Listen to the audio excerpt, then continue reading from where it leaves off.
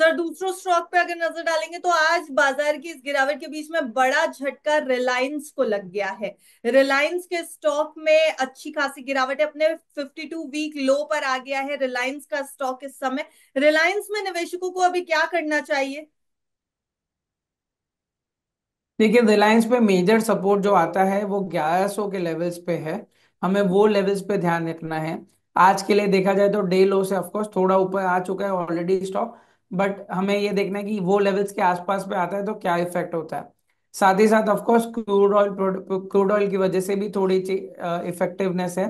तो हमें वो भी देखनी है कि ये इफेक्टिवनेस कितनी आगे रहती है कि नहीं। वेनेजुला के ऊपर ऑफकोर्स उन्होंने अपडेट दे दिया है कि वो वेनेजुला के यहाँ से अब नहीं लेंगे क्रूड ऑयल। और आगे के लिए बाकी सब वो यूएस के साथ कारोबार करेंगे। तो ये इफेक्ट कहीं ना कहीं वो चीज उनके साथ हुई है। बाकी हम्म। एज ग्लोबल मेल्टडाउन ग्लोबल तरीके से प्रेशर हर एक स्टॉक पे है तो रिलायंस पे कंटिन्यूड प्रेशर उसके वजह से भी है। जी। सर रिलायंस के ऊपर तो अभी प्रेशर है क्योंकि वेनेजुला से तेल लेने के लिए मना कर दिया, और टाटा मोटर्स पे प्रेशर है क्योंकि जेएलआर ने कह दिया हम अमेरिका भेजेंगे ही नहीं अपनी कारें। तो फिलहाल अमेरिका तो सेंटर ऑफ अट्रैक्शन बन गया है आज भारतीय बाजार में स्टॉक्स के बुरी तरह गिरने का। टाटा मोटर्स कैसा लग रहा है सर स्टॉक? अभी टाटा मोटर्स पे प्रेशर नजर आ रहा है इस समय क्योंकि स्टॉक टूट रहा है। और मैं खबर भी बता देती हूँ तब तक अपने दर्शकों को कि जो जेएलआर टाटा मोटर्स के साथ यहाँ पर अटैच्ड है उसने अनाउंस कर दिया है कि वो अब अमेरिका में अपनी कारें नहीं बेचेगी। तो फिलहाल अमेरिका का बाजार जो था वो जैगुआर लैंड रोवर के लिए बड़ा बाजार था, जेएलआर के लिए बड़ा बाजार था, और टाटा मोटर्स के स्टॉक पर इसका असर देखने को मिल रहा है आज।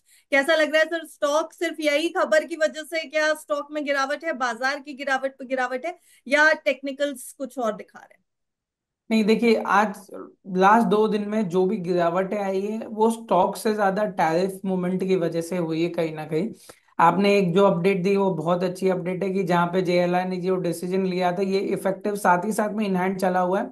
पर देखा जाए तो स्टॉक अपने डे लो से तो आज के लिए पिकअप हो चुका है। तो हम्म। ध्यान रखना है हमें आगे के levels. Of course business update पे थोड़ा इफेक्ट हो सकता है। साथ ही साथ में उनकी ये भी अपडेट आई थी कि अभी के लिए वो नेट कैश पॉजिटिव अभी के लिए है जेएलआर डिलीवरीज पे। बट आगे की इफेक्ट देखनी है कि Q4 में जो रिटेल सेल्स के डेटा जो उनके आएंगे, जो इन टैरिफ की वजह से जो नेट फॉल ऑफ आएगा वो कैसा होगा। तो कहीं हम्म। ना कहीं वो चीज के लिए इम्पोर्टेंट हो सकता है। बाकी के लिए हमें ग्रोथ शायद से नया दिखाई दे अभी के लिए क्यू फोर के क्वार्टर में या फिर Q1 आगे वाले आने जाने के लिए। पर आगे की इंपॉर्टेंट अपडेट रहेगी तो शायद से 3 से 6 महीने के लिए थोड़ा अंडर परफॉर्म और कर सकता है ये स्टॉक हम्म। टेक्निकली भी। बट अभी देखना है हमें कि ये एक बार टैरिफ के लेवल्स थोड़े टैरिफ का डेटा हो जाए बाकी सब चीजें थोड़ी कूल ऑफ हो जाए तो ये स्टॉक कैसे रिएक्ट करता है वो इंपॉर्टेंट रहेगा हमारे लिए। जी। सर क्रूड की जो कीमतें हैं, जो अपडेटेड कीमतें, ये एक्सपेक्ट किया जा रहा है कि क्रूड और टूट सकता है। टूटने की जो स्पीड है वो और तेजी से आ सकती है। और हालांकि ये कहीं ना कहीं कुछ चीजों के लिए पॉजिटिव माना जा रहा है, लेकिन चिंता का विषय भी है क्रूड का टूटना। इस समय ऑयल एंड गैस कंपनीज पर असर पड़ता दिखाई देगा क्या?